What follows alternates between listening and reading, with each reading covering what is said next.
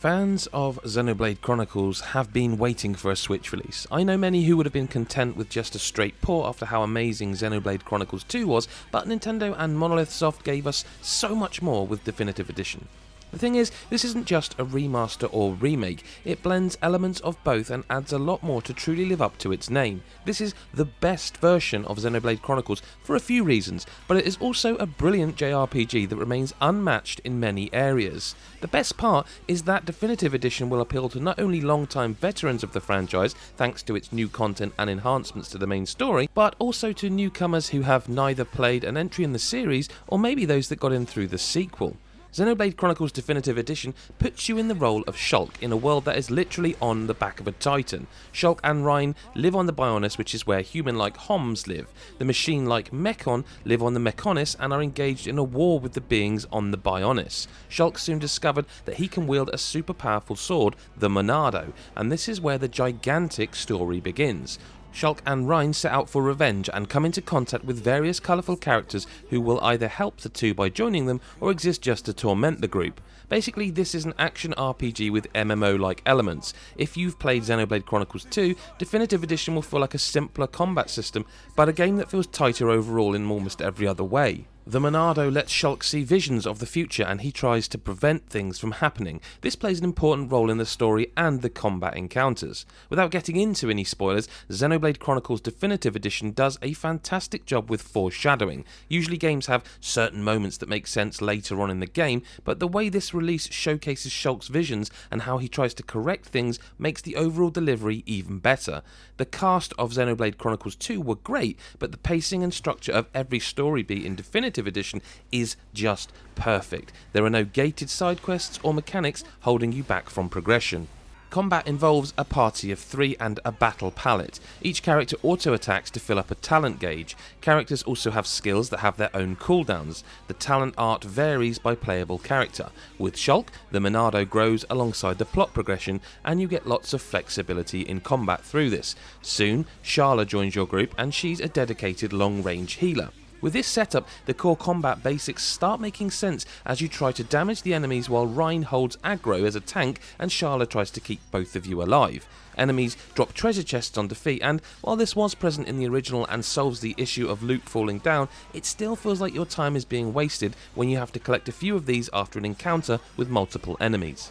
Combat isn't just about that though, there's a ton of strategy at play both in initiating combat and staying alive in harder encounters. Definitive Edition has a very unique level system that penalises you for taking on enemies above a certain level threshold. This also holds true for those below your level. It isn't a grindy game at all. As long as you don't run away from too many encounters, you won't feel forced to grind. If you do find things difficult or too easy though, there are new difficulty settings. Expert mode lets you store experience for use later. You can level up or down here to tweak the difficulty more for yourself. For those who want an easier experience, the casual mode toggles just let you make battles easier. This feels a lot like the easy mode in Chronicles 2, where just battles end up being easier with everything else unchanged.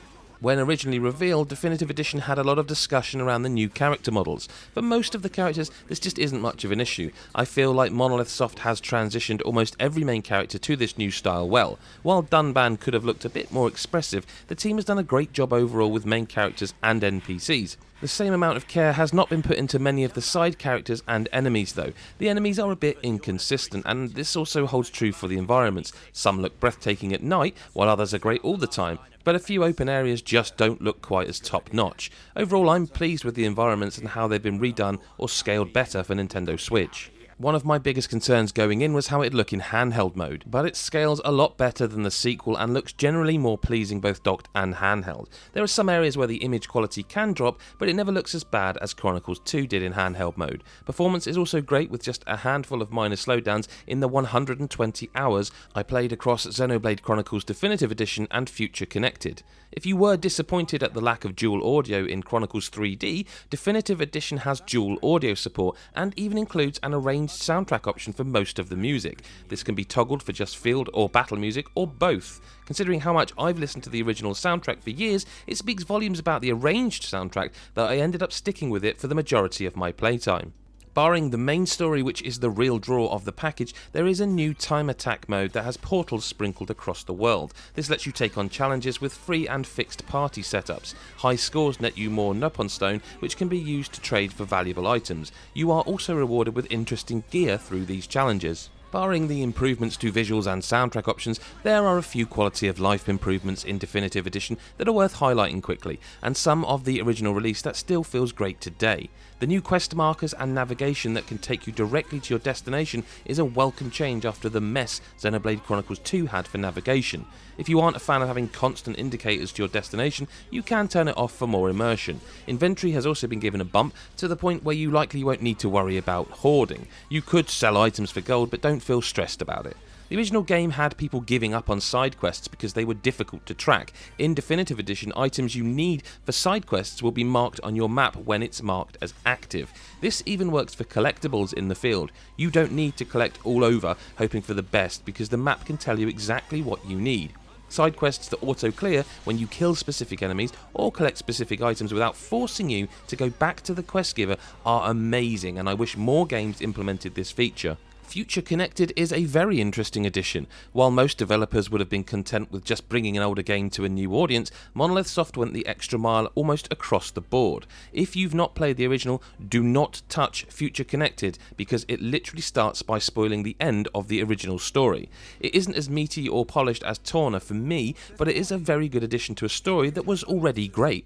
Future Connected serves as a nice incentive for long-time fans of Xenoblade Chronicles, with improvements to progression and new characters sweetening the package. It also happens to have a superb soundtrack all of its own. My main problems with Xenoblade Chronicles Definitive Edition are things that remain true of the original as well. Lip sync is still a problem. Barring this, a few of the later areas feel like padding with how they force you to go to an elevator, clear enemies, press a button, activate a switch, move to another elevator, and repeat. Thankfully, I'd say a tiny amount of the main story actually feels like this. The lack of the new 3DS editions like a music player and model viewer with amiibo support are a little disappointing though. Xenoblade Chronicles Definitive Edition is not just the best Nintendo Switch game of 2020 so far, but an absolute must-play for anyone who owns a Switch. This is definitely Nintendo's best release on Switch in terms of bringing an older title to new hardware. While I wanted a few more quality of life improvements and would have liked more visual improvements or consistency, what Monolith Soft have put out in Definitive Edition is nothing short of spectacular. You owe it to yourself to play this.